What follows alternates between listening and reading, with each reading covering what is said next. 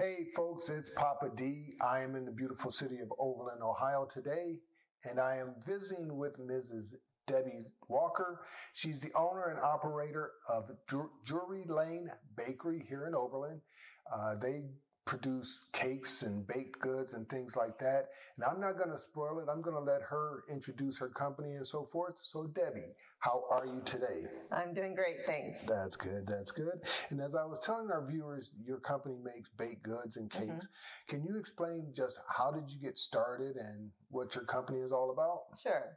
So I mainly focus on cakes, cupcakes, scones, those types of items. I got started a little bit when I worked at Convenient Food Mart years ago, and they needed somebody to fill in when the main cake decorator was taking her days off. So, they didn't want to lose any business if somebody needed to have a cake written on or even putting some together. So I started there with just a little bit of decorating. And then I wanted to get into it a little bit more. And I was baking a cake for, I think, our daughter, one of our kids. It was just kind of thinking about some children that lived in a facility in Cleveland that was sponsored by our church's denomination, who are mainly boys, 7 to 17, who for a variety of reasons were suffering from a lot of different traumas that have happened to them.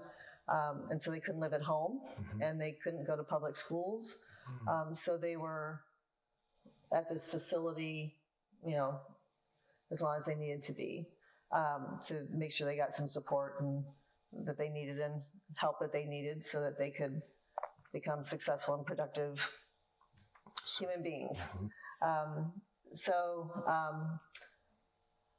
I called and asked, as I was making the cake, I started wondering what kinds of things, do they get anything like that?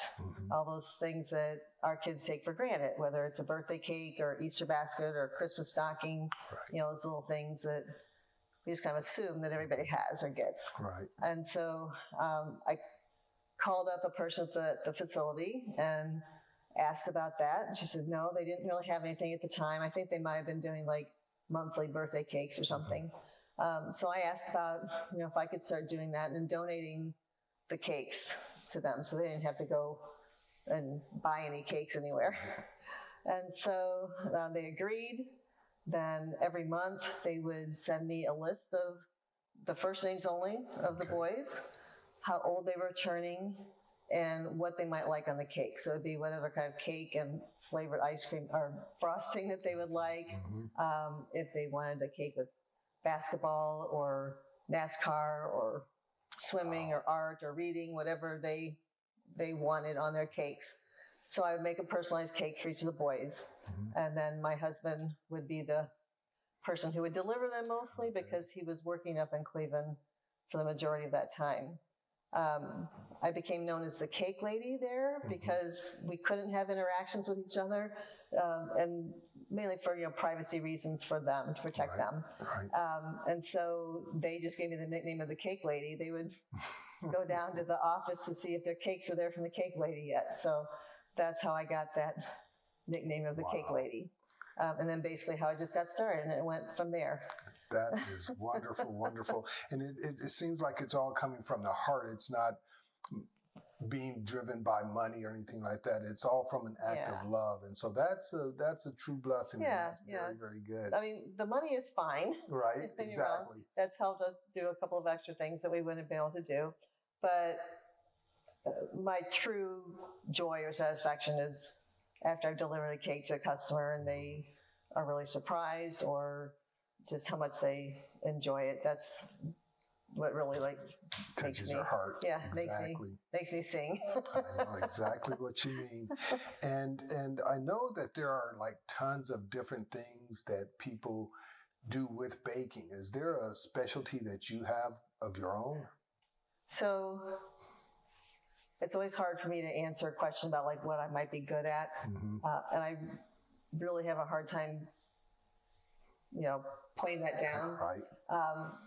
So I asked family members about that and kind of came to the conclusion that my specialty is customizing cakes for people.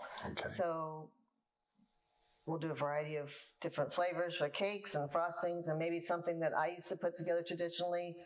Somebody else wants a different frosting on that. It ends up turning out like, oh, I never thought about that before, and that was really good.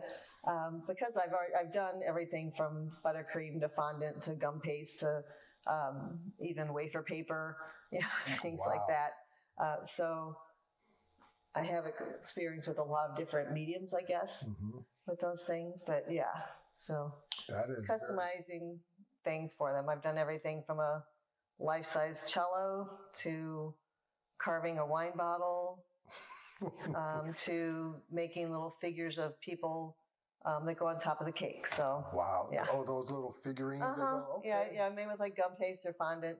My favorite one was one I did for a little 10-year-old girl. I think it's one of the pictures. It's on my Facebook page. It might even be my little, whatever that little picture is in the corner.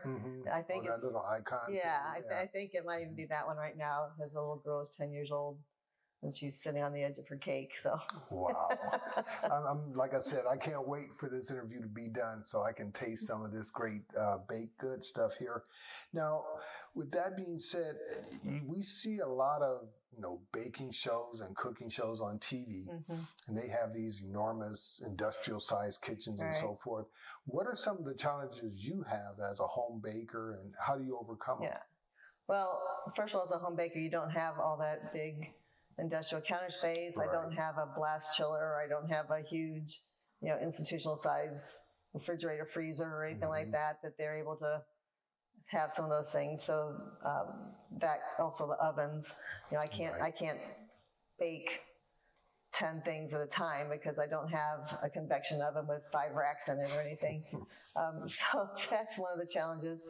And again, when you're making something, if I mess up, I can't just throw it under the counter and people come and clean it up for me. I have to clean it up and start all over myself. So that takes time away from me being able to continue with the product and how long it's going to take me to bake things.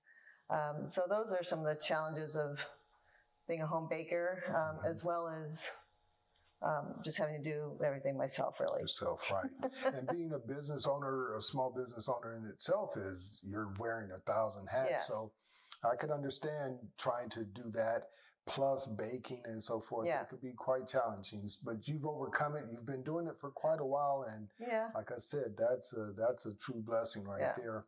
And for our young bakers, the people, little kids and so forth that might want to get into that, is there any nugget of information you could provide to them to get them started? So really love what you're doing. I would say watch as many videos and Food Network shows or whatever that you can. There's been a lot of little tricks of the trade that I picked up from some of those shows. Okay. Don't be afraid to try something new and fail. That's every person who's ever succeeded in anything has probably had more failures than they did, successes. You just have to learn from what you did and move on from there. So and just know if you're doing it as a business that you are going to have to be the one to do everything from your marketing to your inventory to figuring out what recipes you want to do, all those issues. And I've found recipes before that you think are going to be good online, and then you try making them, and it's like, no, there's something wrong with this recipe because it didn't turn out the way I thought. So knowing those kinds of things too, as far as what's going to be a good recipe and maybe what's not, or if they've left out a step, those things. So a lot of research, and it takes a lot to run a business, and then your specialty also has its requirements. So it takes a lot. It takes a lot. But if someone has the motivation, they can definitely do it, and just have to pray about it and make sure that they're in line, right? Because I don't think that I have any particular artistic talent more than anybody else, really. So a lot of the things that I've learned as far as the sculpting, I did find on YouTube. Right. And kind of followed step by step and those types of things. So yeah, they can be helpful. Again, you just have to know what is real and what's like not. Right. Exactly. And then it will take you a lot longer than what they show in the videos. Exactly. Well, folks, it looks like we're getting to that time in our interview where we have to say goodbye, unfortunately. But for me, I'm gonna get some of that the cake that she's making. So I'll just let you know how it is. But before we go, how would our visitors be able to buy from you and pay you some attention? So I guess first of all, I should say that, remember, I am a home baker. Okay. So I don't usually have just things out that people can just call and, buy something. They need to place an order. Right. They can find me with some baked goods at the Oberlin Winter Farmers Market. That's where I kind of got started with selling. I'm there almost every weekend. And then in the summertime, I do the Oberlin Farmers Market. Again, almost every week, or weekend rather. They can contact me through my email, which is Drury Lane Bakery 1958 at gmail.com. Okay. They can find me on Melson Media. They can find me at Facebook. The Facebook handle is Do You Know the Cake Lady? Okay. And that was, again, in reference back to the children that I used to make cakes for, with my nickname, the Cake Lady, there. And then, and I'll be happy to answer any questions that way as well. So looking for maybe a couple other options right now to build the business as well, but nothing that's set in stone yet. Gotcha. So. All right. Well, ladies and gentlemen, you heard it here. We're definitely going to ask you guys to go out and pay her a visit. She, like I said, it's some wonderful goods, and we want to make sure that we promote our small businesses. So, Debbie, thank you very much, and you have a blessed day, okay? Thank you. You All too. right. Thank you.